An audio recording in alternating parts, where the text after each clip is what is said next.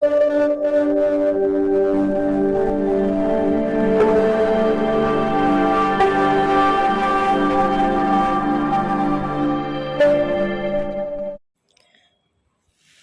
हैं आप सभी। आज की इस क्लास में हम पढ़ेंगे राजस्थान के प्राचीन सभ्यता स्थल। अब प्राचीन सभ्यता स्थल राजस्थान में हम पढ़ेंगे तो राजस्थान के जो कालीबंगा है, कालीबंगा सभ्यता है राजस्थान में, आहट सभ्यता है, सोनती सभ्यता है, रंगमहल है। हम मेन जो मुख्यतः सभ्यता स्थल है 10-15 वो पढ़ेंगे, इन्हें आप साथ साथ लिख लेना। हम पढ़ेंगे राजस्थान के प्राचीन सभ्यता स्थल।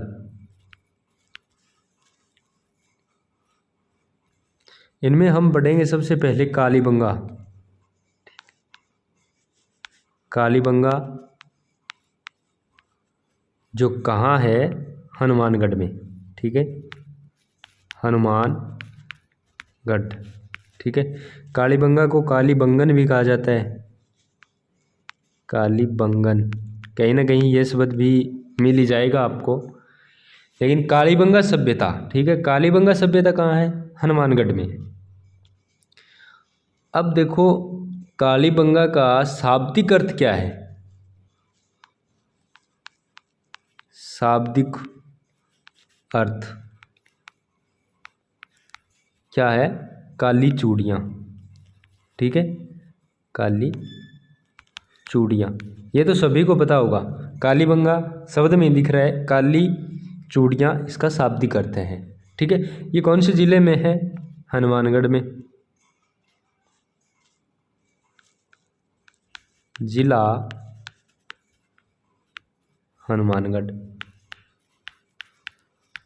लिख लीजिए साथ साथ।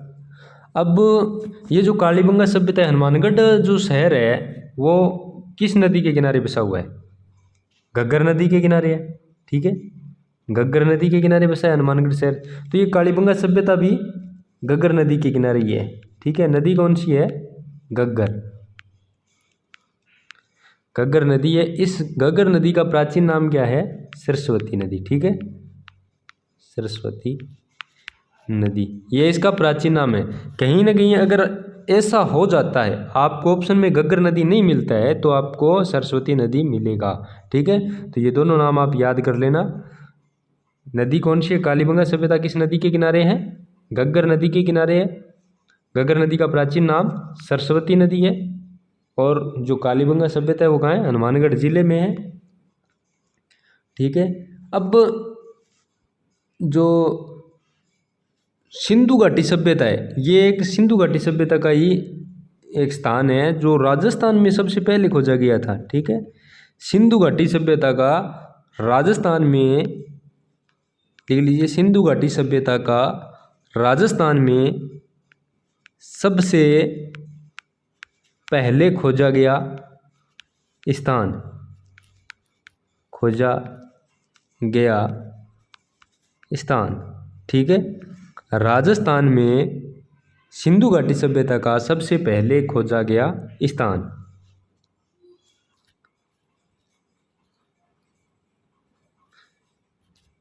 और इसे यानी कालीबंगा को जो इसकी खोज है 1951-52 में इसकी खोज की गई थी, ठीक है, 1951-52 में खोज की गई, ठीक है, लिख लीजिए साथ साथ।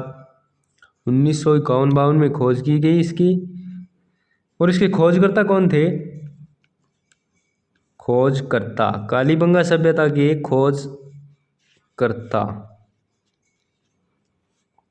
कालीबंगा सभ्यता के खोजकर्ता थे ए घोष, ठीक है, ए घोष, इसे अमलानंद घोष भी कहा जाता है, ठीक है, ए का अमलानंद, ठीक है, इनका नाम है, ये पूरा नाम है अमलानंद, अमलानंद घोष, ठीक है। राजस्थान में सबसे पहले खोजा गया सिंधु घाटी सभ्यता का जो स्थान है वो है कालीबंगा। कालीबंगा की खोज हुई थी 1951-52 में। खोजकर्ता थे ए घोष यानी अमलानंद घोष।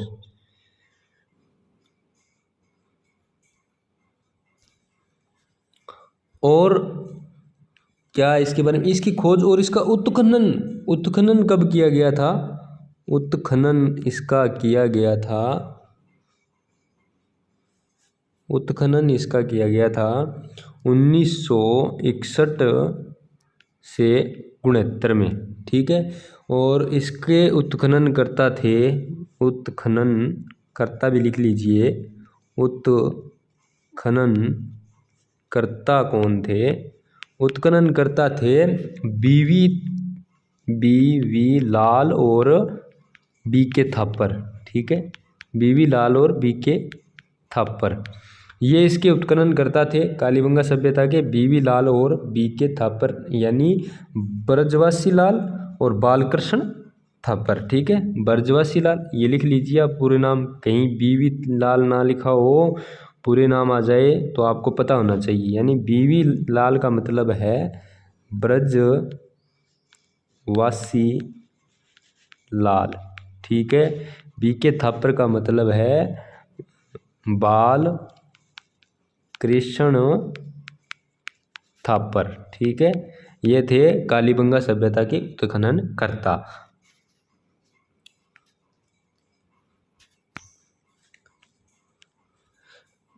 अब इसे तीसरी सिंधु घाटी सभ्यता की तीसरी राजधानी किसने कहा? तीसरी राजधानी भी कहा इसे, किसने कहा था? सिंधु घाटी सभ्यता की तीसरी राजधानी कहा था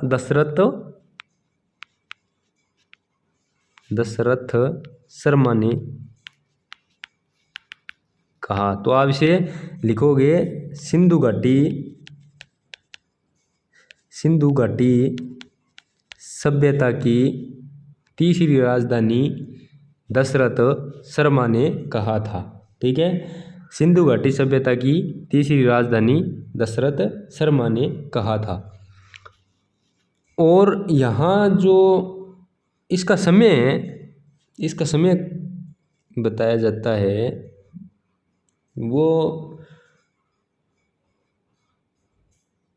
2350 से 1750 ईसा पूर्व, यानी सिंधु घाटी सभ्यता का जो समय है वो है ये।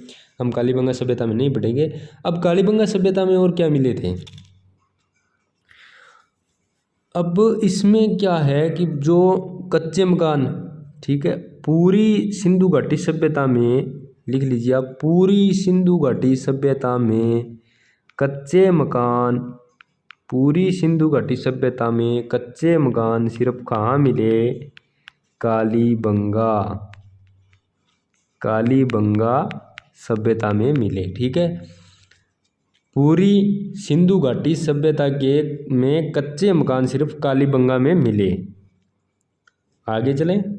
इसमें बने जो मकान है, यानी कालीबंगा जो सभ्यता है, इसमें जो मकान बने हुए उनके मकानों के गेट, इसमें बने मकानों के गेट मुख्य सड़क पर न खुलकर, लिख लीजिए नहीं आप साथ साथ, मुख्य सड़क पर न खुलकर, इसमें बने मकानों के गेट मुख्य सड़क पर न खुलकर पीछे की तरफ बने हैं, ठीक है। मुख्य सड़क पर न बने होकर पीछे की तरफ बने हैं।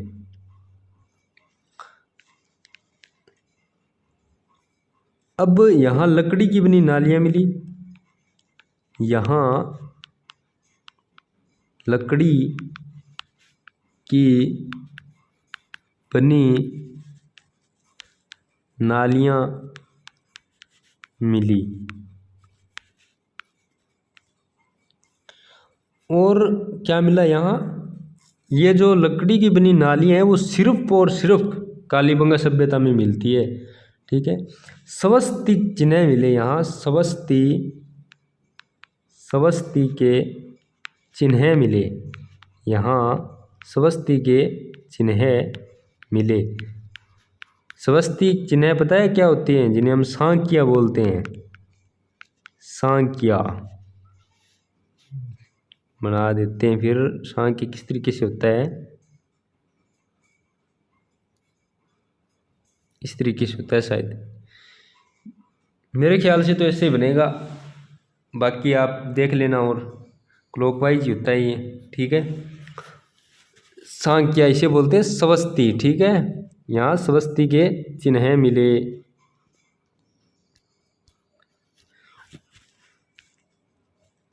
और यहाँ 7 अग्निवेदिकाएँ मिली, 7 हवन मिले। यहाँ 7 अग्नि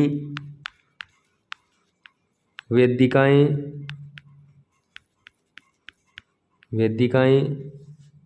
और 7 हवन कुंड मिले। यहाँ खाने के रूप में मुख्यतः यूज जो खाने के मुख्य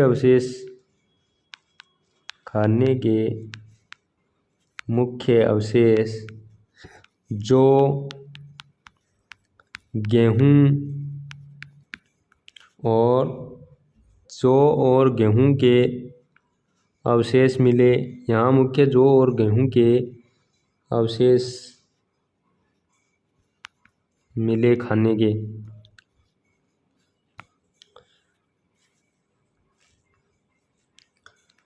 और यहाँ जो खेत हैं वो उनकी बिजाई ऐसे और ऐसे भी की गई है, ठीक है। यानी समकोण जूते खेत के अवशेष मिले, ठीक है। यहाँ समकोण जूते खेत के अवशेष मिले। अब यहाँ की जो खेत है उनकी जुताई हलों द्वारा की गई है, यानी सिंधु घाटी सभ्यता में एकमात्र ऐसा स्थान है, सिंधु घाटी सभ्यता में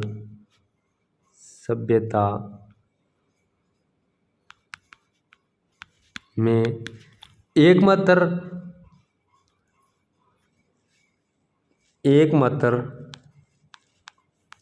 हल से जुते खेत कालीबंगा में मिले।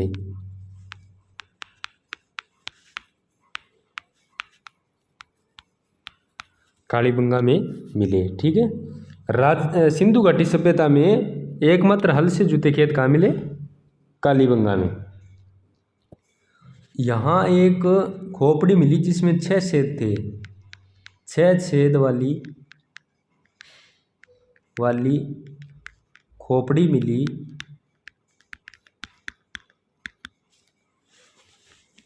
जिससे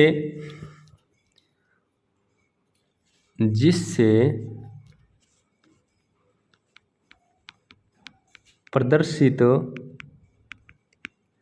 होता है कि यहाँ शल्य चिकित्सा भी थे, यानी शल्य चिकित्सा के शल्य चिकित्सा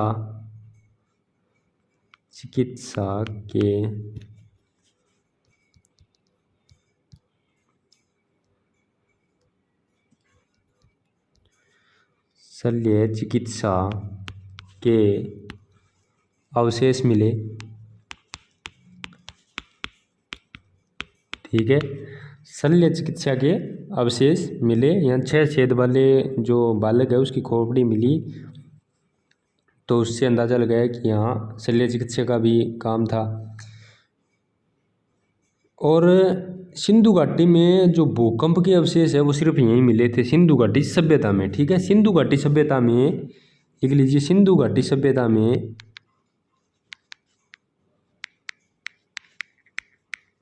सभ्यता में, सिंधु घाटी सभ्यता में जो भूकंप के अवशेष सिर्फ यहीं मिले, सिर्फ यहीं मिले। ठीक है, भूकंप के अवशेष सिर्फ कहाँ मिले? कालीबंगा में, यानी सिंधु घाटी सभ्यता के अंदर जो है भूकंप के अवशेष सिर्फ कालीबंगा में मिले। और यहाँ कपास के अवशेष भी मिले, यहाँ कपास के अवशेष मिले। अगर किसी को ऐसे लग रहा है कि धीरे धीरे पढ़ाया जा रहा है, धीरे धीरे बोल रहे हैं या धीरे धीरे लिख रहे हैं, तो आप YouTube पे क्लास लगा रहे हो वहाँ सेटिंग में जाओगे तो वहाँ से स्पीड कम ज़्यादा करने का ऑप्शन है, वहाँ से आप अपने हिसाब से स्पीड को बढ़ा सकते हैं। ठीक है, वैसे आप नॉर्मली देखना चाहते हो तो ये ठीक है, मैं लिख रहा हूँ तो टाइम लग रहा है। ठीक है, अगर आप स्पीड बढ़ाकर देखना चाहते हैं तो वहाँ से बढ़ जाएगी। अब यहाँ जो कालीबंगा सभ्यता यानी सिंधु घाटी सभ्यता में जो कालीबंगा सभ्यता है, यहाँ कपास के जो अवशेष मिले, यहाँ कपास को क्या कहा जाता था? कपास को यहाँ सिडन कहा जाता था। ठीक है, वो ये है भी है और डे भी है, सिडन, इस तरीके से वो सिडन कहा जाता था। ठीक है, और यहाँ जो काले रंग के मर्दभांड मिले हैं, काले रंग के मृदभांड मिले हैं,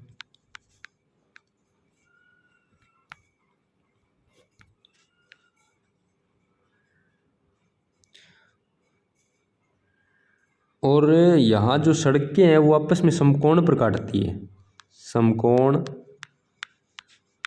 पर काटती सड़कें। वैसे कालीबंगा को दीनहीन बस्ती भी कहा जाता है, कालीबंगा को दीनहीन बस्ती कहा जाता है, यानी उजड़ी हुई बस्ती। ठीक है, दीनहीन बस्ती कहा जाता है इसे।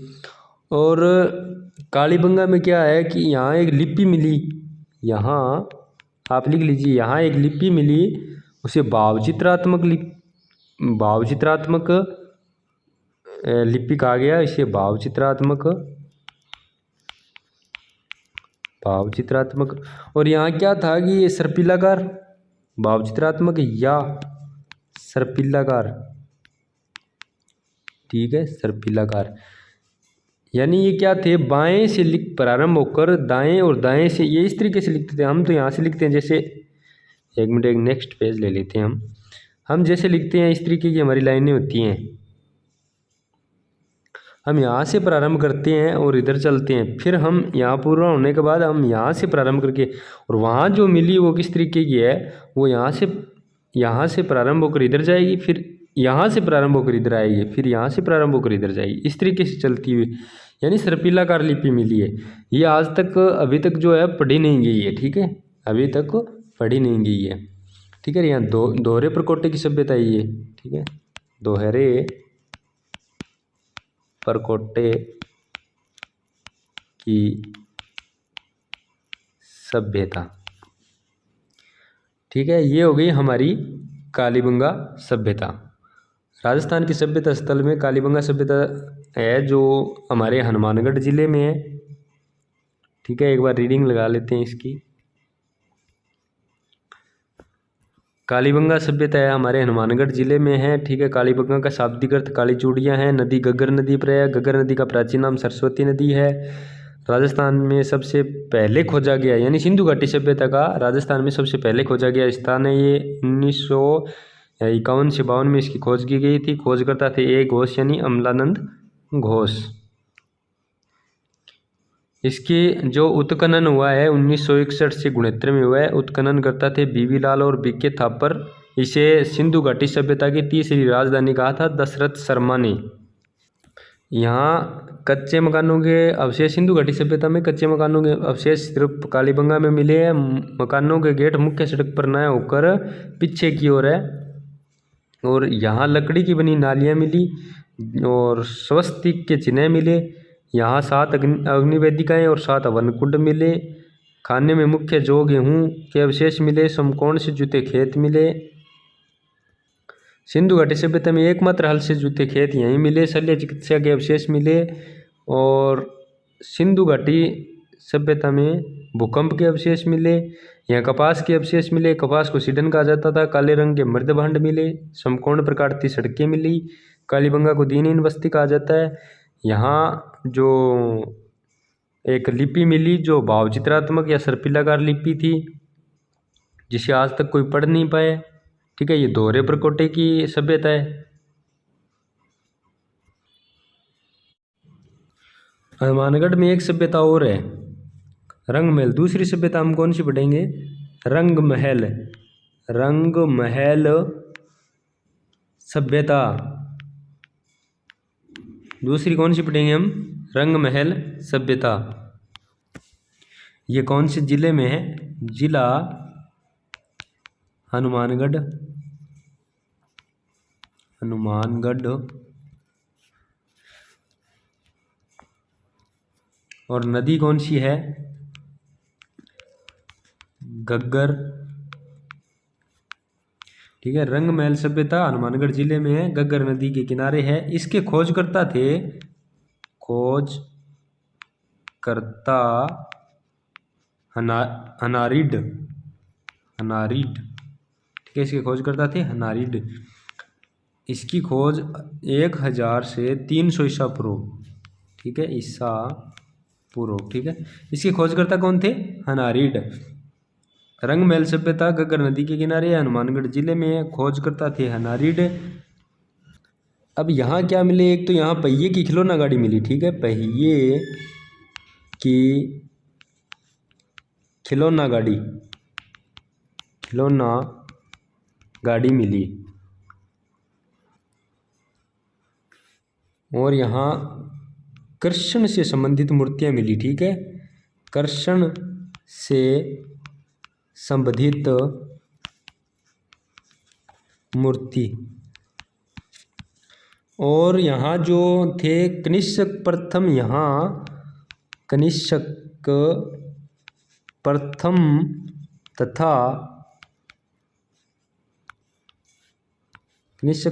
तथा कनिष्क तृतीय के सिक्के मिले।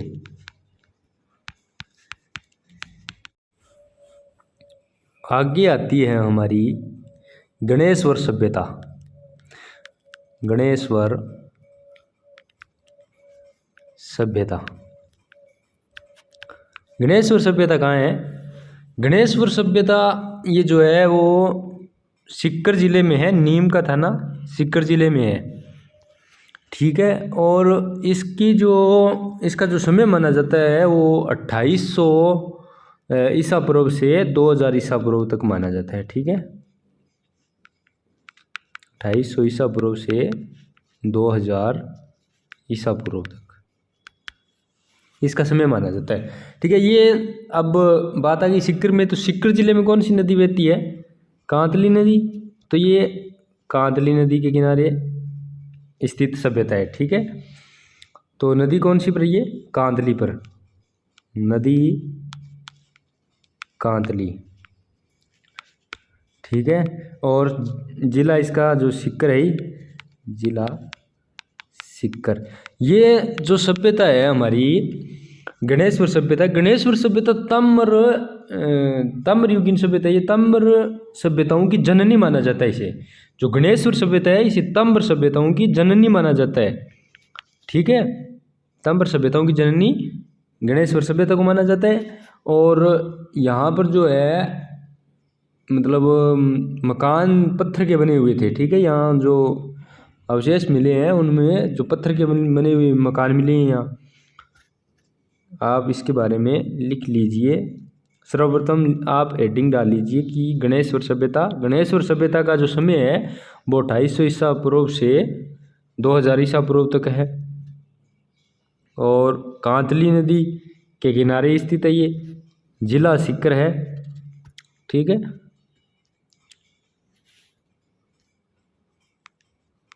ये जो यहाँ पर क्या मिले, यहाँ पर पत्थर के मकान मिले हैं, ठीक है। यहाँ जो खोज की गई तो उसके दौरान यहाँ पत्थर से बने मकान मिले, यानी जो गणेश्वर सभ्यता के लोग थे वो पत्थर से बने हुए मकानों में रहते थे, ठीक है। यहाँ मकान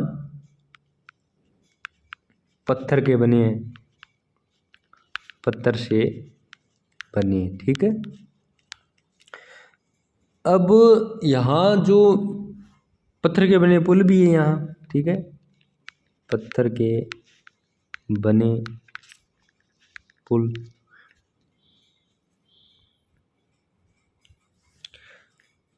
जो गणेश्वर सभ्यता है इस यहाँ मतलब गणेश जी की पूजा के जो सबसे पहले गणेश जी की पूजा के अवशेष वो कहाँ से मिले, गणेश्वर सभ्यता। यानी सबसे पहले गणेश जी की पूजा कहाँ होती थी, गणेश्वर सभ्यता के लोग थे वो गणेश जी की पूजा सबसे पहले करते थे, ठीक है।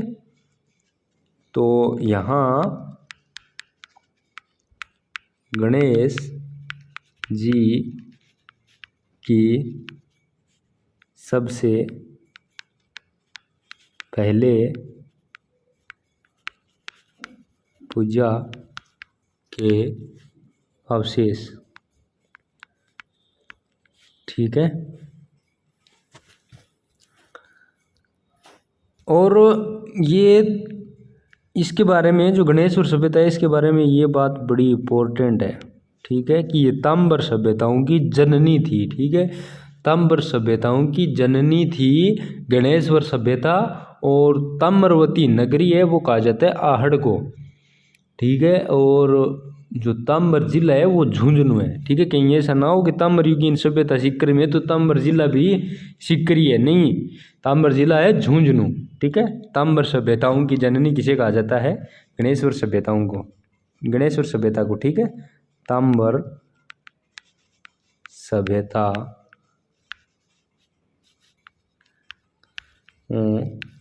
ताम्र सभ्यताओं की जननी गणेश्वर सभ्यता,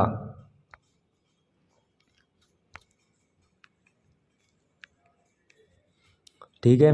और यहाँ मतलब ये ताम्र सभ्यता है, ताम्र सभ्यताओं की जननी है, तो यहाँ के लोग हैं वो तांबे धातु का इस्तेमाल करते थे। तो यहाँ तांबे के बने बर्तन, तांबे से बने बर्तन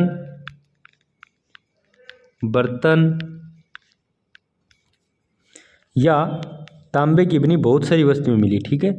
तांबे की बनी बहुत सारी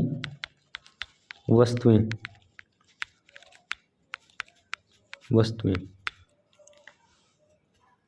ये हमें मिली है गणेश्वर सभ्यता से, ठीक है। गणेश्वर सभ्यता को ताम्रयुगीन सभ्यता कहा जाता है, ताम्र सभ्यताओं की जननी कहा जाता है, ठीक है। ताम्र सभ्यताओं की जननी किसे कहा जाता है, गणेश्वर सभ्यता को, ठीक है।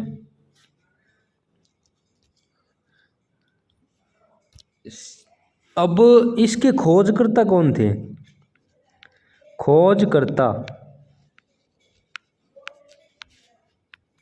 इसके खोजकर्ता थे रतनचंद्र अग्रवाल,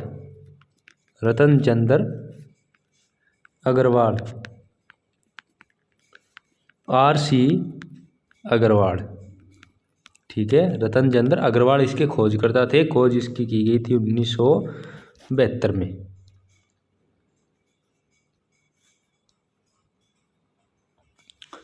अब यहाँ एक चीज़ भी ये भी इम्पोर्टेंट है, यहाँ तांबे से बने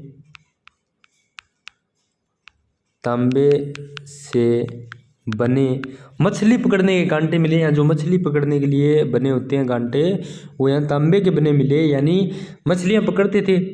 तो सिंपल सी बात है कि वो लोग मांसाहारी भी थे, क्योंकि मछलियाँ पकड़ते थे तो वो मछलियाँ खाने के लिए पकड़ते होंगे, ठीक है।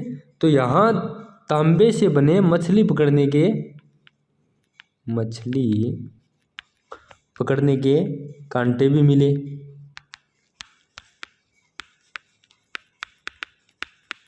कांटे मिले, ठीक है। अब इस सभ्यता जो यहाँ प्राक हड़प्पा व हड़प्पा अवशेष मिले, यहाँ प्राक हड़प्पा व हड़प्पा अवशेष मिले, ठीक है। प्राक हड़प्पा व हड़प्पा के अवशेष मिले।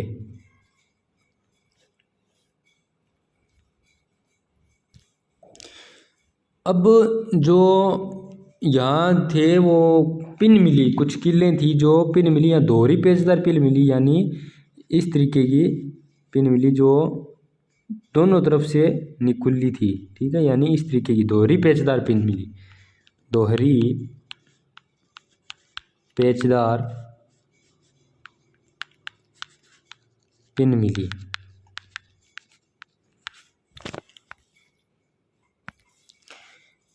अब यहाँ थे वो मर्द भांड मिले जो गेरुआ रंग की और काले रंग के थे। हमारी जो कालीबंगा सभ्यता वहाँ तो हमें काले रंग के मर्द भांड मिले, लेकिन यहाँ काले व गेरुआ रंग के मर्द भांड मिले, ठीक है। गेरुआ रंग के मृद भांड मिले। अब ये जो तांबे, ये तांबर सभ्यताओं की जननी इसे माना जाता है। यहाँ बर्तनों का यूज भी तांबे का था, यहाँ जो भी वस्तुएं थी वो तांबे की बनी हुई थी। मछलियाँ पकड़ने के कांटे भी हैं तांबे के, तो मतलब यहाँ तांबे की मात्रा बहुत अधिक थी यहाँ। अब यहाँ से जो सिंधु घाटी सभ्यता है, सिंधु घाटी सभ्यता में जो तांबे की पूर्ति थी वो यहीं से की जाती थी, ठीक है। सिंधु घाटी के लोग तांबे का जो पूर्ति है वो यहीं से करते थे और तांबे का निर्यात यहाँ से किया जाता था, ठीक है। यहाँ से तांबे का निर्यात किया जाता था, यहाँ से तांबे का निर्यात किया जाता था। सिंधु घाटी के लोग, सिंधु घाटी के लोगों को, सिंधु घाटी के लोगों को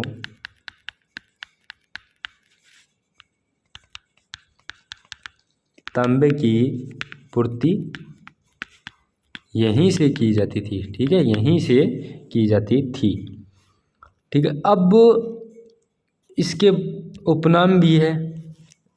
उपनाम कौन कौन से हैं? उपनाम,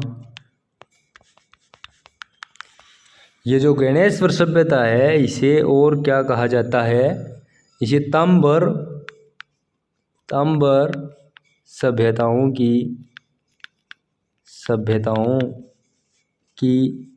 जननी कहा जाता है। तांबर सभ्यताओं की जननी, तांबर सभ्यताओं की जननी किसे कहा जाता है? गणेश्वर सभ्यता को। और इसे पुरातत्व का पुष्कर भी कहा जाता है। पुरातत्व का पुष्कर,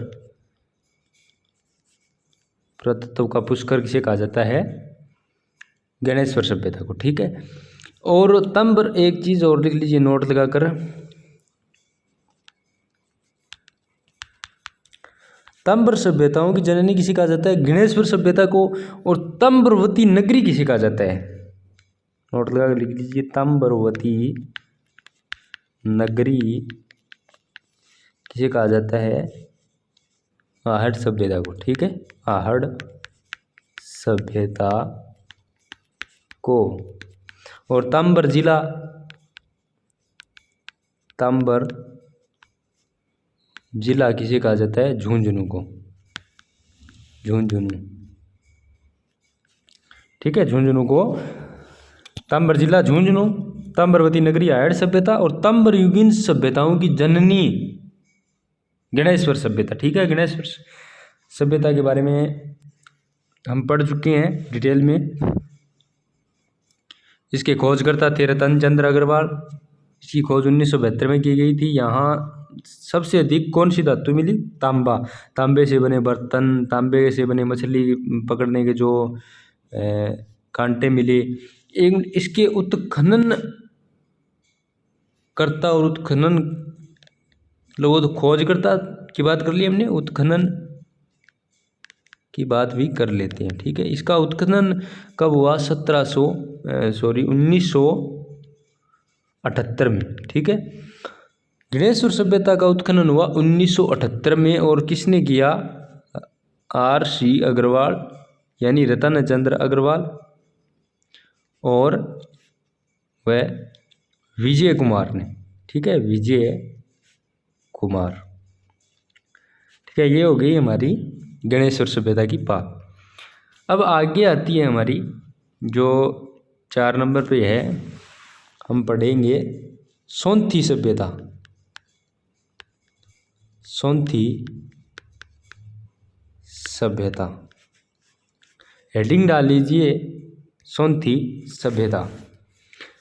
ये कहाँ है? ये बीकानेर जिले में। इसकी खोज किसने की थी? ए घोष ने, यानी अमलानंद घोष ने 1953 में की थी। बस इसके बारे में ज़्यादा डिटेल्स नहीं है। जिला बीकानेर में है ये। और खोजकर्ता इसके खोजकर्ता है ए घोष। ए घोष यानी अमलानंद घोष। पूरा नाम लिखना चाहो तो लिख लीजिए, अमलानंद घोष। कब की थी? 1953 में। ठीक है, इसे कालीबंगा प्रथम भी कहा जाता है। लिख लीजिए, आप उपनाम में लिख लीजिए कालीबंगा प्रथम। ठीक है, अब आगे आती है, ये बड़ी इंपॉर्टेंट सभ्यता है, ये मोस्ट इंपॉर्टेंट सभ्यता है। ठीक है, आहड़ सभ्यता। आहड़ सभ्यता, इसकी बात हमने थोड़ी बहुत जिक्र इसका आया था गणेश्वर सभ्यता में, आहड़ सभ्यता का। इसे ताम्रवती नगरी कहा जाता है, यानी ताम्रवती नगरी किसे कहा जाता है? आहड़ सभ्यता को। ये बात हमने उसमें की थी। अब हम पढ़ेंगे आहड़ सभ्यता। हेडिंग डाल लीजिए आहड़ सभ्यता। ये जो आहड़ सभ्यता है ये उदयपुर जिले में है। ठीक है, उदयपुर जिले में एक नदी है आयड़ नदी। नदी कौन सी है? आयड़। आयड़ नदी के किनारे बनी हुई ये सभ्यता कौन सी है? आहड़ सभ्यता।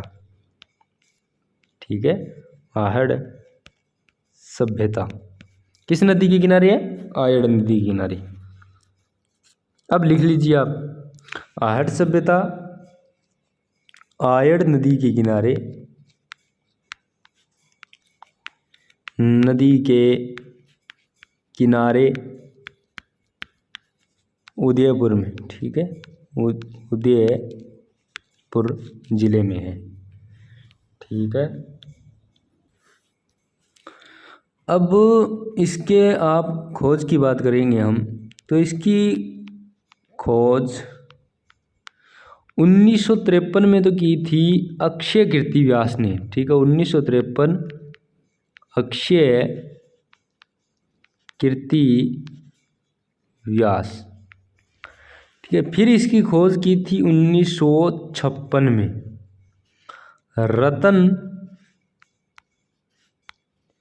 रतन चंद्र अग्रवाल। ठीक है, फिर इसकी खोज की थी 1961 में HD सांकलिया। ठीक है, ये तो गई इसकी खोज की बात। कौन सी सभ्यता की? आहड़ सभ्यता की। ठीक है, अब हम बात करते हैं इसके समय, इस सभ्यता का समय को कितना था।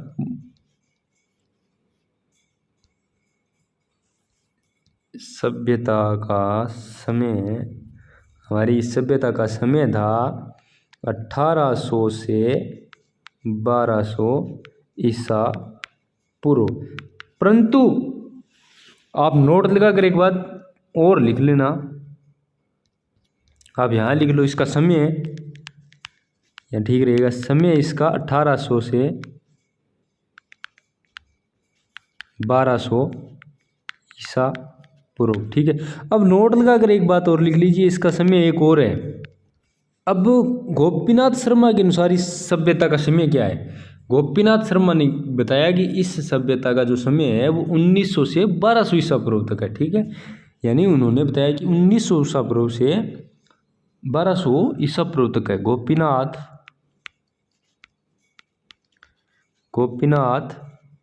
शर्मा द्वारा बताया गया कि इस सभ्यता का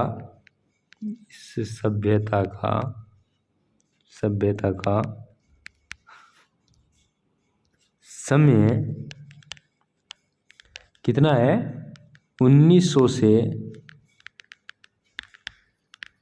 1200 ईसा पूर्व मानते हैं। ठीक है, गोपीनाथ शर्मा के अनुसार इस सभ्यता का समय 1900 से 1200 ईसा पूर्व मानते हैं। ठीक है, अब विशेषता यहाँ मतलब क्या क्या चीज़ें इसकी जो वो यहाँ क्या क्या मिले वो सब हम लिखेंगे। ठीक है, मैं आपको लिखा देता हूँ, आप साथ साथ उसे नोट कर लीजिए। ठीक है, अब विशेषता क्या क्या चीज़ें मिली है यहाँ? काले और लाल मर्दभांड मिले थे यहाँ। ठीक है, लिख लीजिए, काले लाल मर्दभांड मिले।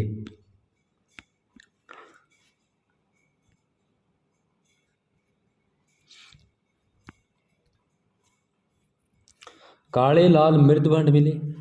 अब जिन पर सफ़ेद पॉलिश की गई थी और इस पे एक ज्यामितीय आकार के चित्र भी थे, जो यहाँ मर्दभांड मिले उन पर काले लाल मर्दभांड मिले और सफ़ेद पॉलिश की गई थी, उस पर सफ़ेद पॉलिश की गई थी और ज्यामितीय चित्र मिले। ठीक है, किस पर? मर्दभांड पर। जो मर्दभांड मिले यहाँ काले और लाल रंग के मर्दभांड मिले, उन पर सफ़ेद पॉलिश की गई थी और उन पर ज्यामितीय चित्र भी बनाए गए थे। ठीक है,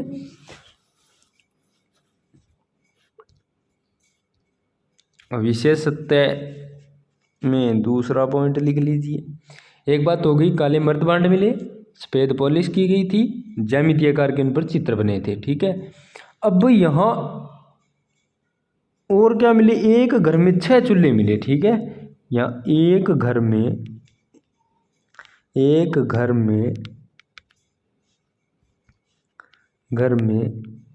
6 चूल्हे मिले। नहीं, एक घर में 6 चूल्हे मिले हैं।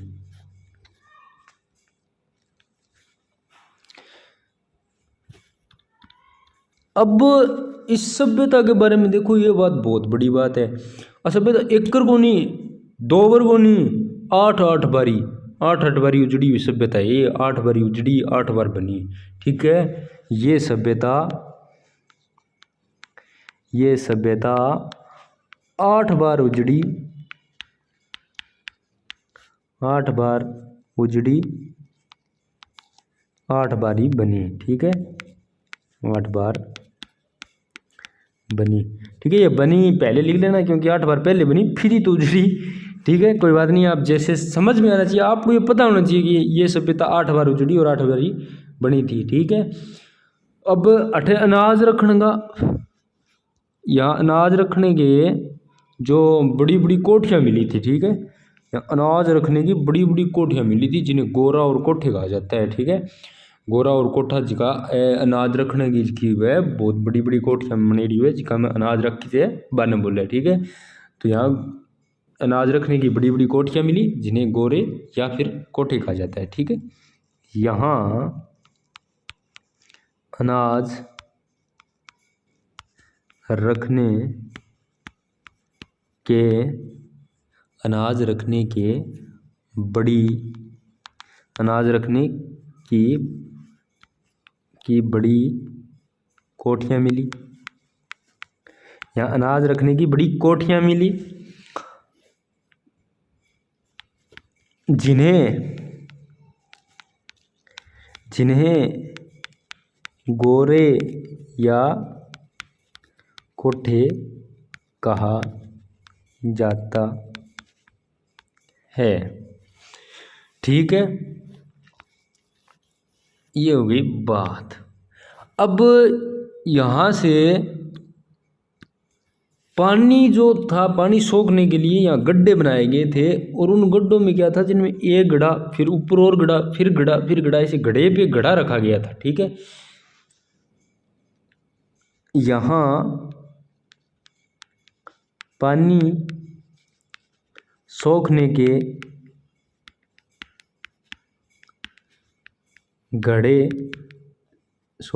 पानी सोखने के गड्ढे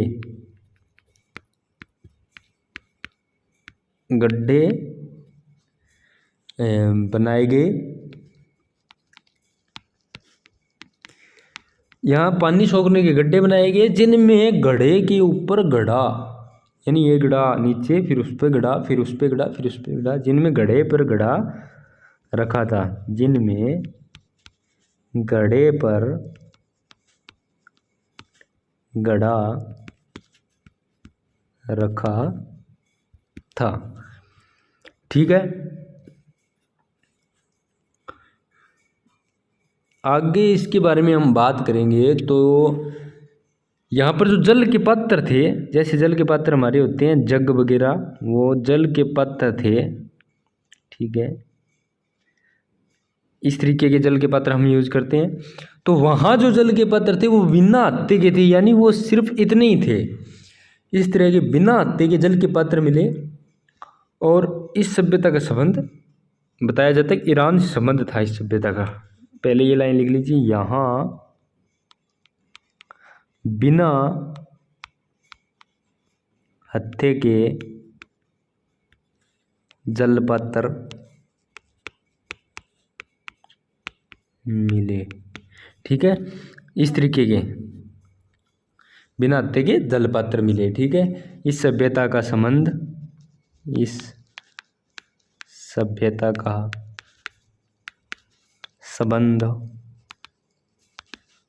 ईरान से था। ठीक है, इस सभ्यता का संबंध कहाँ से था? ईरान से था।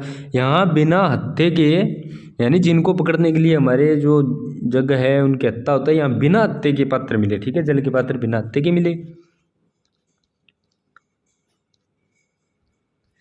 अब इस सभ्यता के जो लोग थे, गणेश्वर सभ्यता के लोग, जो पहनते थे आभूषण, गणेश्वर नहीं, ये सभ्यता हमारी आहड़ सभ्यता की बात कर रहे हैं हम।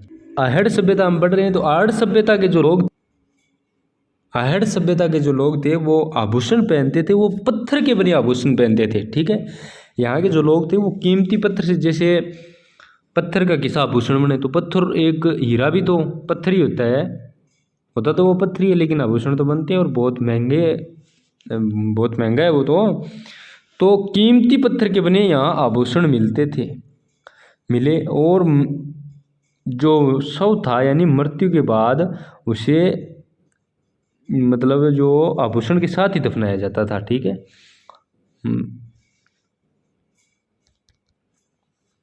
अब इस पे लिख लो आप, कीमती पत्थर से बने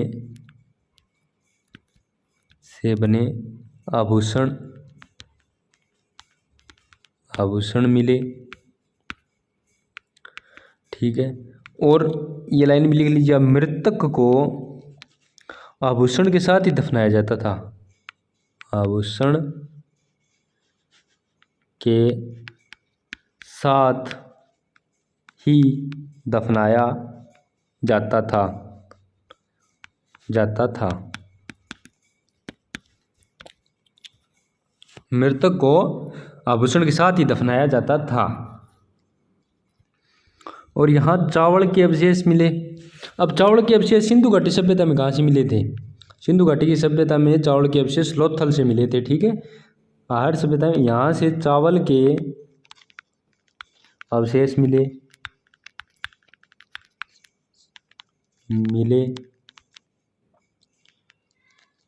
यहाँ जो मूर्तियाँ मिली वो बेल की थी, ठीक है। यहाँ से बेल की मूर्ति मिली, यहाँ से बेल की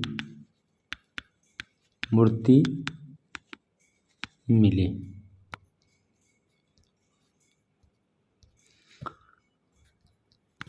इस सभ्यता में तांबे के बने सिक्के मिले। यहाँ तांबे के सिक्के प्रचलित थे, ठीक है। यहाँ तांबे के सिक्के मिले, यहाँ तांबे के सिक्के मिले। और एक सिक्का यहाँ ऐसा मिला, एक सिक्के पर त्रिशूल था, एक सिक्के पर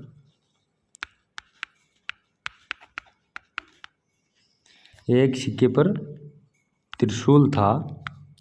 त्रिशूल का चित्र तथा एक सिक्के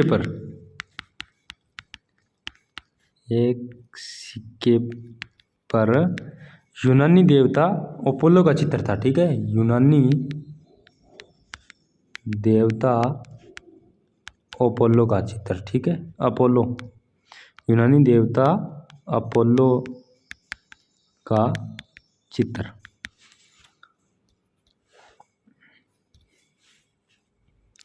यहाँ जो बाट होते हैं, नाप तोल के बाट भी मिले।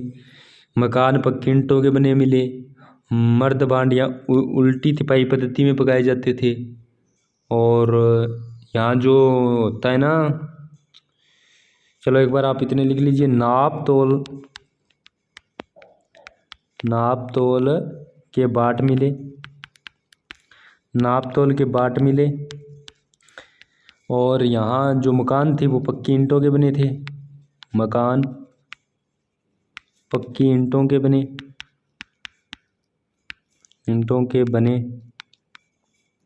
थे। और यहाँ जो मर्द भांड थे,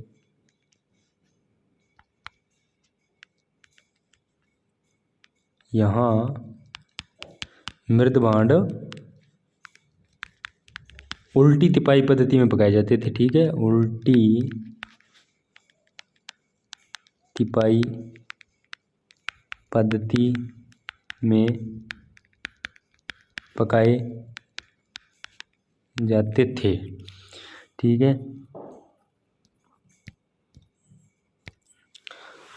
अब यहाँ से शरीर से जो मैल छुड़ाने के जावे होते हैं, जो मैल हम लेकर आते हैं वो इस तरीके से बना होता है, जिससे शरीर से मैल छुड़ाया जाता है, उसे जावा कहा जाता है, ठीक है। तो यहाँ से मैल छुड़ाने के जावे भी मिले। यहाँ से शरीर से मैल छुड़ाने के जावा, शरीर से मैल छुड़ाने का जावा मिला, ठीक है। ये तो बात होगी हमारी आहड़ सभ्यता की, ठीक है। आहड़ सभ्यता के बारे में हम पढ़ चुके हैं। आगे हमारी आती है कौन सी सभ्यता? गिलूंड सभ्यता।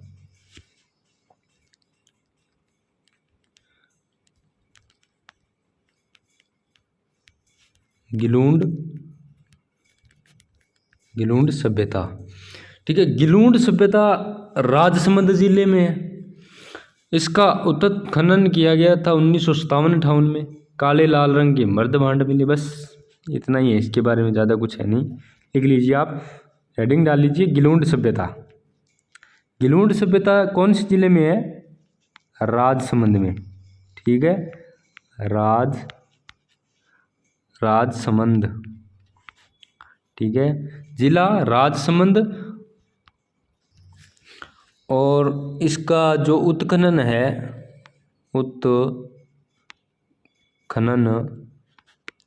इसका उत्खनन 1957-58 में किया गया। और उत्खनन करता थे बीबी लाल। और काले व लाल मृद भांड मिले। यहाँ काले व लाल मृद भांड मिले। ठीक है, ये तो हो गए हमारी गिलुंड सभ्यता। अब हम बात करेंगे बागोर सभ्यता की। ठीक है, बागोर सभ्यता कहाँ है? भीलवाड़ा में। बागोर सभ्यता कोठारी नदी के किनारे। हेडिंग डाल लीजिए, बागोर सभ्यता। बागोर सभ्यता कहाँ है? नदी कौन सी लगती है? कोठारी नदी के किनारे भीलवाड़ा। बागोर सभ्यता कहाँ है? कोठारी नदी, भीलवाड़ा।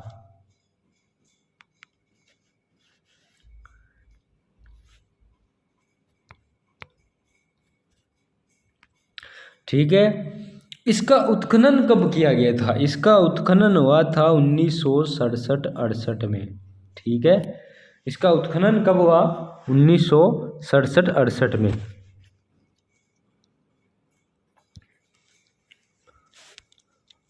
उत्खनन लिख लीजिए, उत्खनन 1967-68। ठीक है, वीरेंद्रनाथ उत्खनन, वीरेंद्रनाथ मिश्र उत्खनन 1967-68 में। वीरेंद्रनाथ मिश्र और एल.एस. लसनिक व पुन्ना विश्वविद्यालय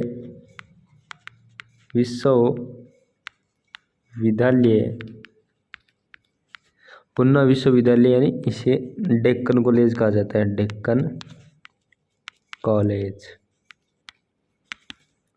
दोबारा।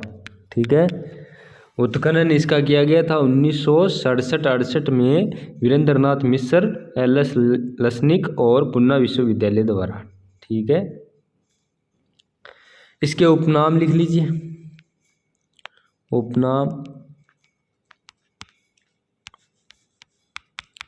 उपनाम इसे एक तो आदिम संस्कृति संग्रहालय कहा जाता है बस। ठीक है, इसका उपनाम एक है आदिम संस्कृति संग्रहालय। कहाँ है?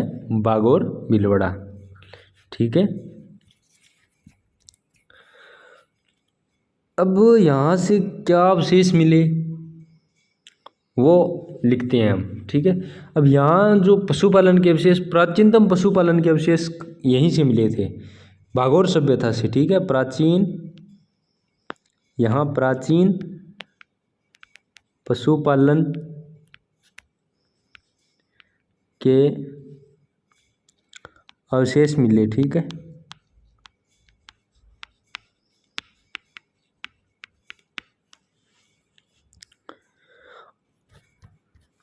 अब यहाँ जो कृषि की जाती थी, मतलब आटा का लोग की कृषि करता, आज कितना प्रकार की कृषि? 14 प्रकार की कृषि का आटा का लोग करता, यानी यहाँ 14 प्रकार की कृषि के अवशेष मिले थे। ठीक है, कितने प्रकार की?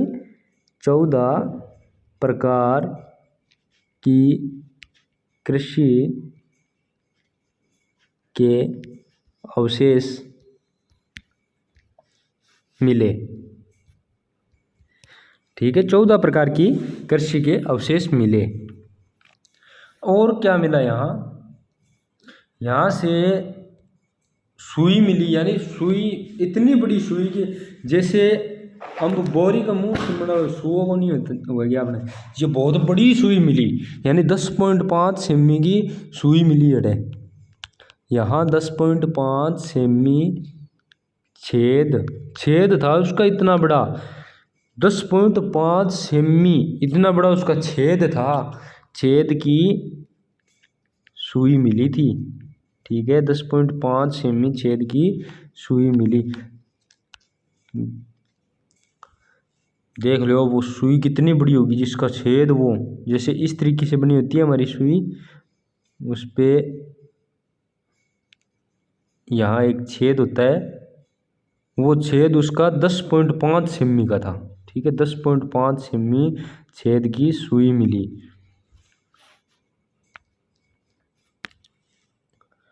अब यहाँ के जो मकान थे वो पत्थर के थे, फर्श भी पत्थर का मिला यहाँ। तो मकान, यहाँ के मकान पत्थर के तथा फर्श भी पत्थर का मिला, पत्थर के मिले। अब यहाँ के लोग कांच के आभूषण पहनते थे। ठीक है, हाथ में और कान में कांच के आभूषण पहनते थे, यानी हाथ और कान के कांच के आभूषण मिले, आभूषण मिले।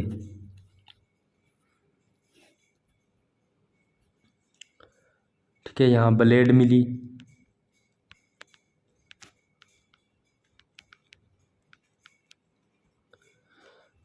और यहाँ नरकंकाल भी मिले थे। यहाँ 5 नरकंकाल मिले जली हड्डी के।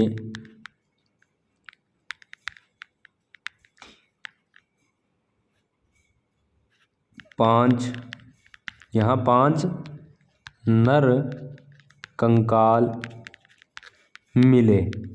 ठीक है, बागोर सभ्यता में यहाँ 5 नर कंकाल मिले। ठीक है, ये तो हो गई हमारी बागोर सभ्यता की बात। अगली आती है हमारी सभ्यता बालाथल सभ्यता, ये उदयपुर के अंदर है। ठीक है, बालाथल, बालाथल सभ्यता। ठीक है, हेडिंग डाल लीजिए बालाथल सभ्यता। बालाथल सभ्यता उदयपुर के अंदर है, बेड़च नदी के किनारे है। ठीक है, लिख लीजिए आप, हेडिंग डाल लीजिए बालाथल सभ्यता। इसमें लिखोगे तो आप बेड़च नदी के किनारे ये। ठीक है, बेड़च नदी कहाँ है? उदयपुर में। ठीक है, जिला कौन सा लगता है इसके? उदयपुर जिले में ये सभ्यता है। ठीक है, बालाथल सभ्यता कहाँ है? उदयपुर जिले में है, बेड़च नदी के किनारे है। इसका उत्खनन इसका उत्खनन किया था वी.एन. मिस्र द्वारा, यानी वीरेंद्रनाथ मिस्र। उत्खनन किसने किया? वी.एन. मिस्र। यहाँ पर चित्रों के अवशेष भी मिले, लेकिन यहाँ से जो चित्र मिले वो यू आकार के थे, यानी अंग्रेजी वर्णमाला के यू अक्षर के आकार के थे। ठीक है, यहाँ से यू ब्रैकेट में लिख लीजिए, यू आकार, यहाँ से अंग्रेजी वर्णमाला के यू आकार के चित्र मिले, ठीक है, यू आकार के चित्र मिले। और यहाँ जो घर थे वो दुर्गनुमा घर थे, यानी 10-12 कमरे थे। ठीक है, दुर्गनुमा, यहाँ से दुर्गनुमा, यहाँ के जो घरों की संरचना थी वो दुर्ग जैसी थी। ठीक है, दुर्गनुमा घर मिला जिसमें 11 से 12 कमरे थे। ठीक है, और यहाँ से जो कुष्ठ रोग यानी जो चमड़ी का रोग होता है, कुष्ठ रोग के अवशेष मिले, कुष्ठ रोग के अवशेष मिले और यहाँ मिट्टी का सांड मिला, मिट्टी का सांड मिला।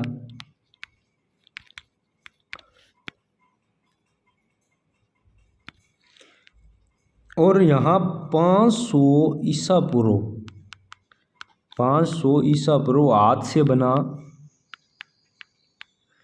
हाथ से बना कपड़े का, कपड़े के अवशेष मिले। ठीक है, 500 ईसा पूर्व हाथ से बने कपड़े के अवशेष मिले। ठीक है, ये हमारी हो गई बालाथल सभ्यता, जो कहाँ है, उदयपुर में, बेड़च नदी के किनारे। अब आगे हमारी आती है कौन सी, सुनारी सभ्यता।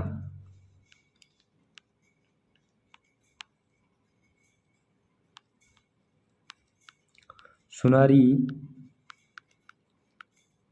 सभ्यता। ठीक है, ये सभ्यता कहाँ है, ये झुंझुनू में है, कांतली नदी के किनारे, झुंझुनू जिले में कांतली नदी के किनारे सुनारी सभ्यता है। अब आप हेडिंग डाल लीजिए सुनारी सभ्यता। ठीक है, हेडिंग डाल लीजिए सुनारी सभ्यता। अब नदी की बात आती है, सबसे पहले जिला लिख लीजिए, जिला कौन सा है, झुंझुनू, झुंझुनू। और नदी, नदी है कांतली नदी। ठीक है, कांतली नदी के किनारे है सुनारी सभ्यता। ठीक है, यहाँ से क्या क्या क्या मिला हमें, यहाँ से अनाज का कोठा मिला, अनाज का कोठा मिला। और यहाँ से जो लोहे की भट्टियाँ मिली, और यहाँ से फूंकनी मिली। फूंकनी तो जानते हो ना आप सभी, धोंकलिया फूंकनी जो इस तरीके की बनी होती है, जिससे चूल्हे में फूंक मारी जाती है। ठीक है, लोहे की बनी नली होती है एक, जिससे चूल्हे में फूंक मारी जाती है, वो फूंकनी, वो यहीं, उसके अवशेष भी यहीं से मिले थे। यहाँ से लोहे की भट्टी मिली, भट्टी मिली। यहाँ से लोहे की भट्टी मिली, जिनमें धोंकलिया, धोंकड़ियाँ या फूंकनी, बस जिस भाषा से, जिस शब्द से आपको समझ आए, इस तरीके से अपने नोट्स बना लो अपनी भाषा में। ठीक है, फूंकनी मिली। नोट्स का मतलब है ये आपको पढ़ने हैं, आपको अपने हाथ से लिखने हैं, आपको समझ आने चाहिए। बस आप कैसे भी लिखो, किसी भी तरीके से लिखो। ये हो गई हमारी सुनारी सभ्यता की बात। अब हम बात करेंगे, आगे आती है जोधपुरा सभ्यता। ठीक है, जोधपुरा सभ्यता कहाँ है, ये बड़ी घुमाने वाली बात है। ठीक है, जोधपुरा सभ्यता, बात इसमें ये है कि ये नाम से तो आपको लगेगा कि ये जोधपुर में है, बहुत से बच्चे गलत भी कर देते हैं। जोधपुरा सभ्यता जयपुर जिले में है। ठीक है, कहाँ है, जयपुर में। हेडिंग डाल लीजिए जोधपुरा सभ्यता। जिला कौन सा है, जयपुर। नदी कौन सी है, साबी नदी। ठीक है, साबी नदी पर बनी है ये जोधपुरा सभ्यता, जयपुर के अंदर। ठीक है, साथ साथ लिख लीजिए जोधपुरा सभ्यता, साबी नदी, जयपुर। यहाँ भी लोहे की भट्टी मिली, लेकिन यहाँ लोहे की सबसे प्राचीनतम भट्टी मिली थी। ठीक है, यहाँ से लोहे की सबसे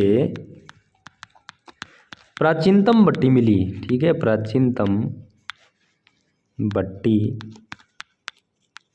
मिली। ठीक है, लोहे की सबसे प्राचीनतम भट्टी मिली। जोधपुर सभ्यता साबी नदी के किनारे है, जयपुर जिले में। ठीक है, इसके बारे में ज़्यादा कुछ नहीं है। अब आगे हमारी आती है रेड सभ्यता। ठीक है, रेड,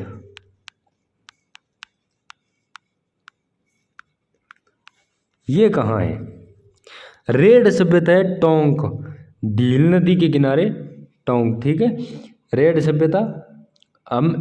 अब हेडिंग डाल लीजिए आप, रेड सभ्यता डील नदी कहाँ है? टोंक। रेड सभ्यता डील नदी टोंक। इसका उत्खनन कब हुआ था?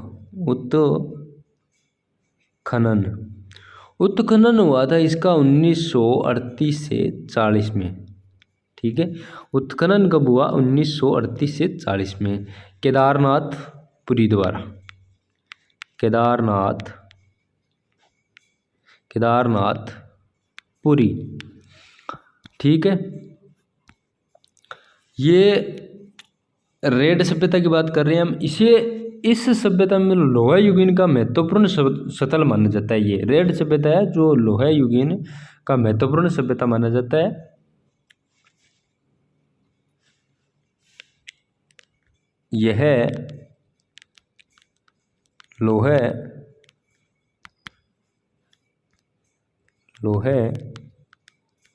युगीन महत्वपूर्ण स्थल है। ठीक है, लोहा युगीन का महत्वपूर्ण स्थल कौन सा है? रेड सभ्यता टोंक।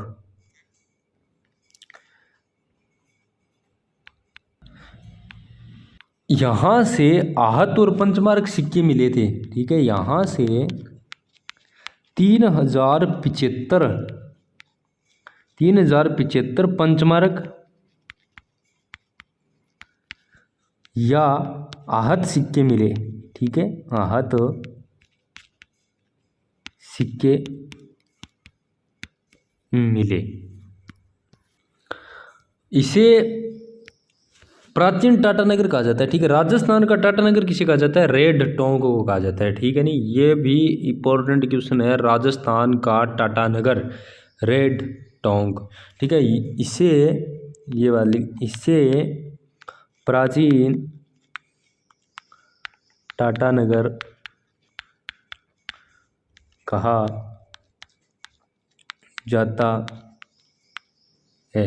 ये बात आप लिख लीजिए, राजस्थान का टाटानगर रेड सभ्यता टोंक। ठीक है, यहाँ से टूटा हुआ प्याला मिला। यहाँ से टूटा हुआ प्याला मिला। ठीक है,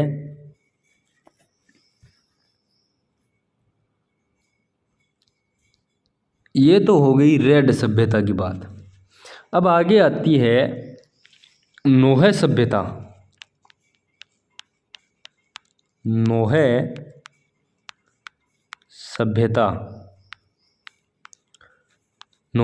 सभ्यता ये रूपारेल नदी के किनारे भरतपुर जिले में है। ठीक है, हेडिंग डाल लीजिए, नोहे सभ्यता रूपारेल नदी भरतपुर में। ठीक है, भरतपुर। नोहे सभ्यता रूपारेल नदी भरतपुर। इसके उत्खनन की बात करते हैं तो इसका उत्खनन हुआ था 1963 से 67 में रतन चंद्र अग्रवाल द्वारा। ठीक है, उत्खनन 1963 से 67 रतन चंद्र अग्रवाल।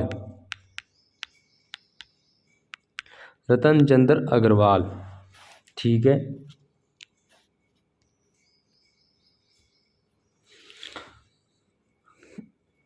और ये जो है लोहे युग, यहाँ से भी लोहे युग के अवशेष मिले थे।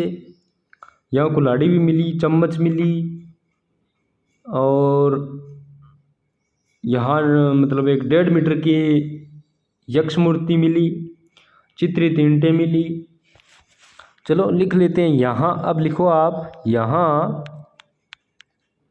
से लोहे युग, यहाँ से लोहे युग के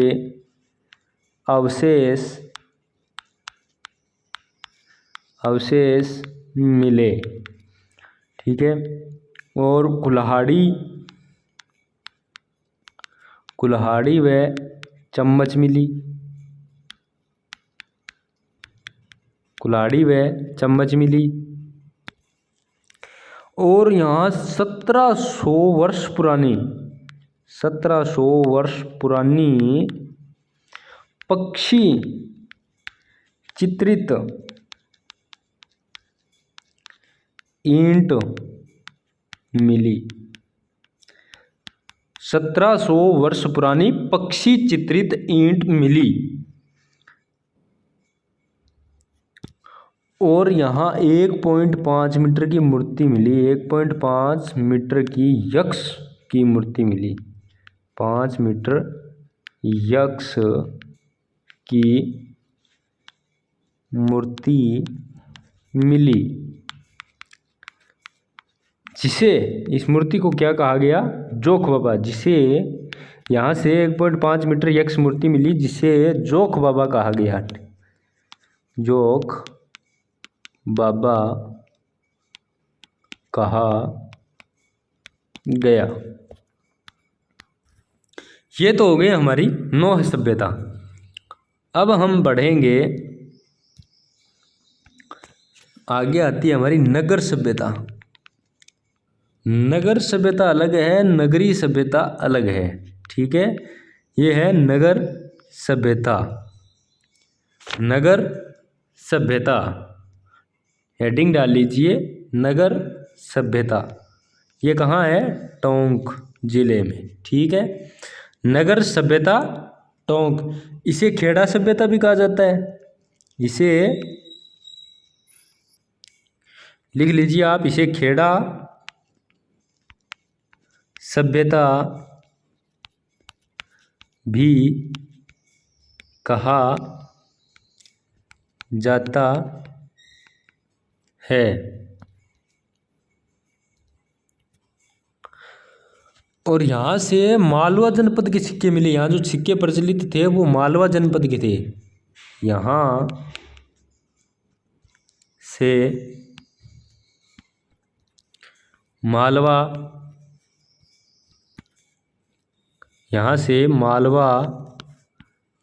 जनपद, यहाँ से मालवा जनपद के सिक्के मिले।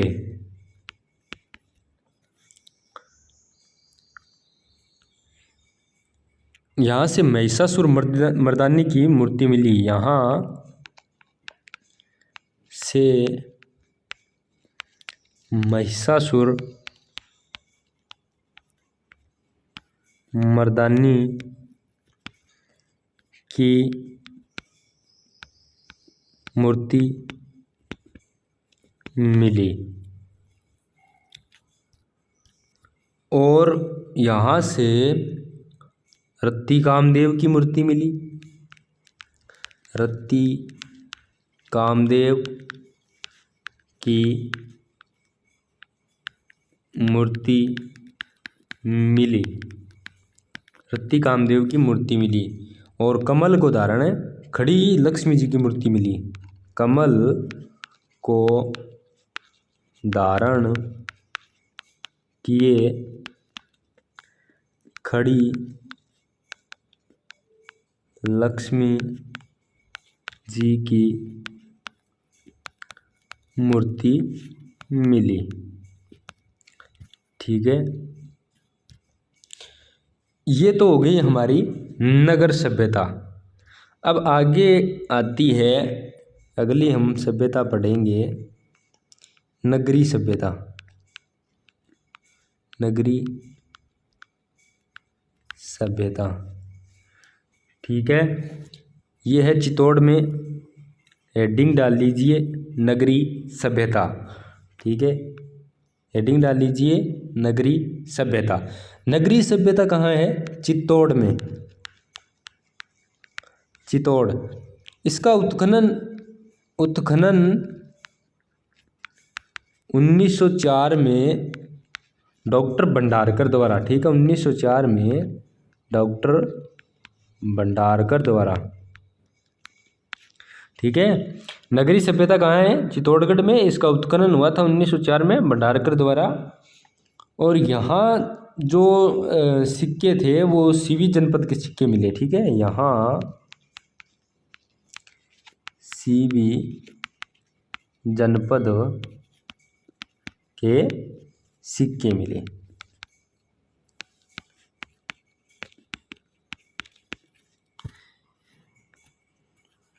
अब यहाँ एक मूर्ति मिली, नटराज मूर्ति।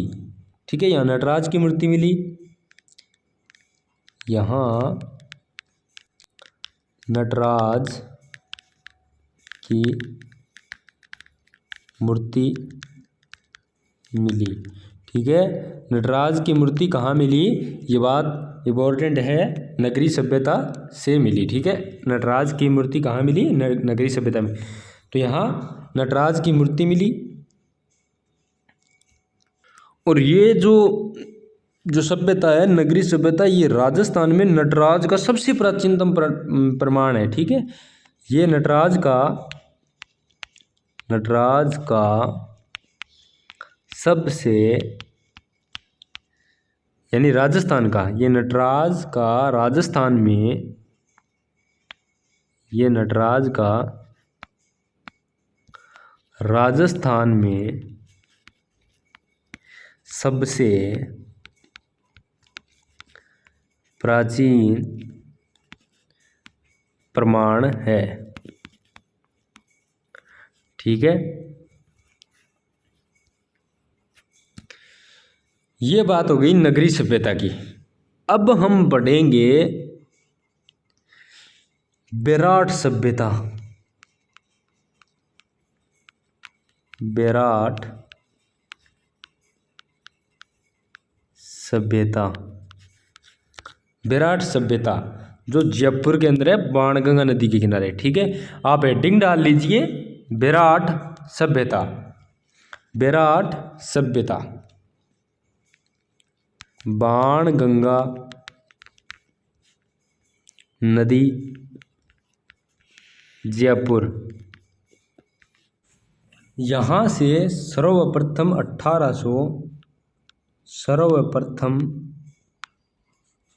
1837 में कैप्टन बर्ट ने एक शिलालेख खोजा था,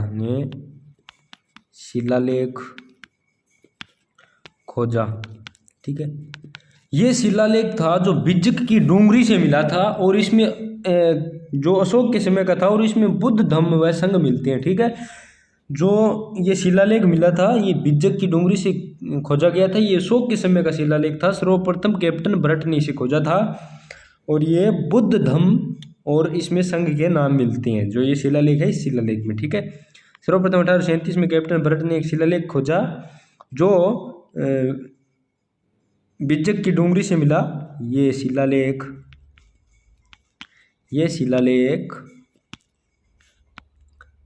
बिज्जक की डूंगरी से मिला था। ठीक है, डूंगरी से मिला। ठीक है, इसमें बुद्ध धम्म व संघ के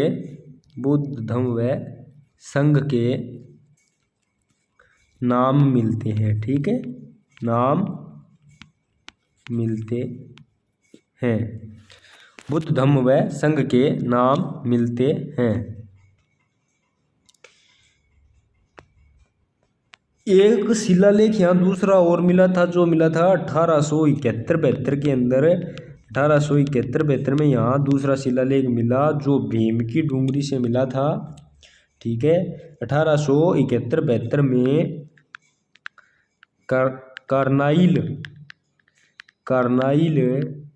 कार्नाइल ने भीम डूंगरी से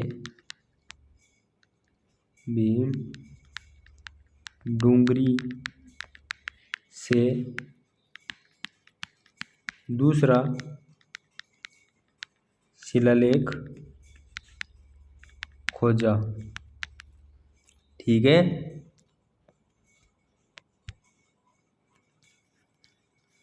अब बात करते हैं उत्खनन की। इसका उत्खनन यानी ब्रैड सभ्यता का उत्खनन 1936-37 में 1936-37 में दयाराम साहनी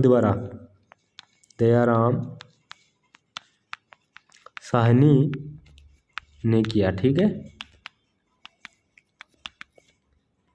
और इसका उत्खनन था दोबारा 1962-63 में। उत्खनन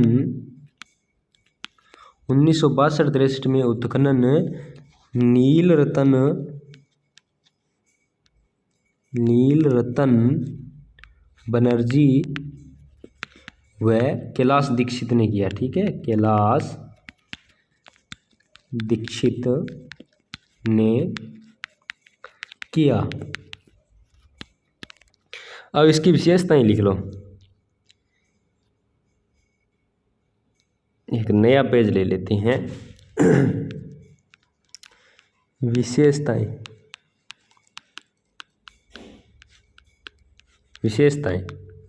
ठीक है, 1 नंबर यहाँ मंदिर के अवशेष मिले। मंदिर के अवशेष मिले और यहाँ ईंटों का प्रयोग किया गया था। क्यों? उस समय पत्थर थे, यहाँ पत्थर होते हुए भी ईंटों का प्रयोग किया जाता था। पत्थर होते हुए भी ईंटों का प्रयोग।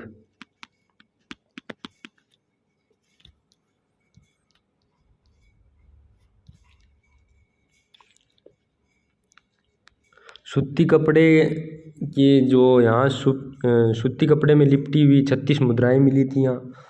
ठीक है, सूती कपड़े में लिपटी 36 मुद्राएं मिली। ठीक है, सूती कपड़े में लिपटी 36 मुद्राएं मिली। इनमें 8 पंचमारक सिक्के थे। 8 पंचमारक सिक्के और 8 पंचमारक सिक्के और 28 इंडोग्राफिक यूनानी सिक्के थे। 28 यूनानी सिक्के थे, इंडोग्राफिक यूनानी सिक्के। ठीक है, 8 पंचमारक सिक्के, 28 इंडोग्राफिक यूनानी सिक्के थे।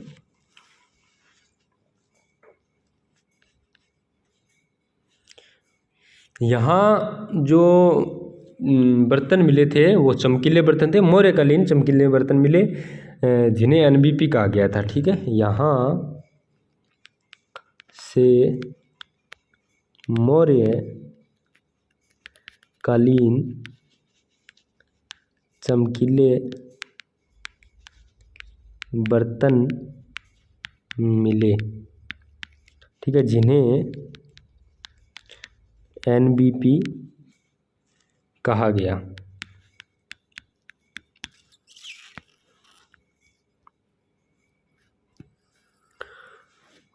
अब यहाँ एक जो मूर्ति मिली थी, एक बाला की मूर्ति मिली थी यहाँ, जो 16 साल से कम उम्र की थी और जिसके सिर व पैर दोनों नहीं थे। यहाँ एक बाला यानी एक बालिका की, ठीक है, एक बाला जिसे बाला की मूर्ति यानी बाला की मूर्ति, इसके ब्रैकेट में लिख लीजिए जो है 16 साल से कम उम्र की लड़की, ठीक है। यहाँ एक बाला की मूर्ति मिली 16 साल से कम उम्र की लड़की, जिसके मूर्ति मिली जिसके सिर व पैर नहीं है। और यहाँ पांडवों ने अपना अज्ञातवास भी यहीं बिताया था, ठीक है। पांडवों ने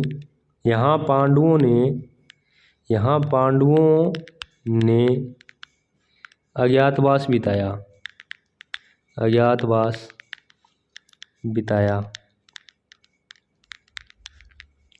ठीक है।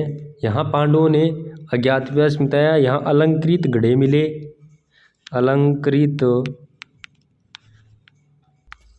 घड़े मिले।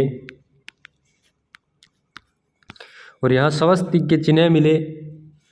और यहाँ ये स्वस्ति के चिन्ह, ये सांख्य होता है स्वस्तिक, इसके चिन्ह कालीबंगा सभ्यता में मिले थे। यहाँ स्वस्तिक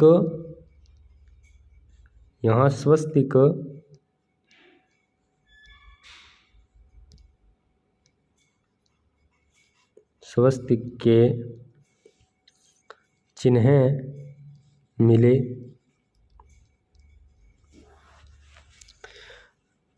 और ये जो स्वस्तिक के चिन्ह थे वो कालीबंगा में भी मिले थे, हमने पढ़े थे, ठीक है।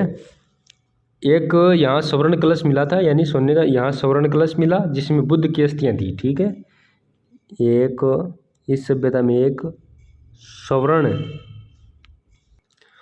स्वर्ण कलश मिला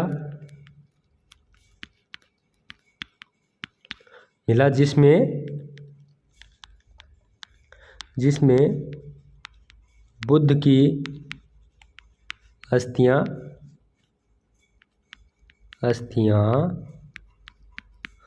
मिली, जिसमें बुद्ध की अस्थियाँ थी, ठीक है। यहाँ स्वर्ण कलश मिला जिसमें बुद्ध की अस्थियाँ थी।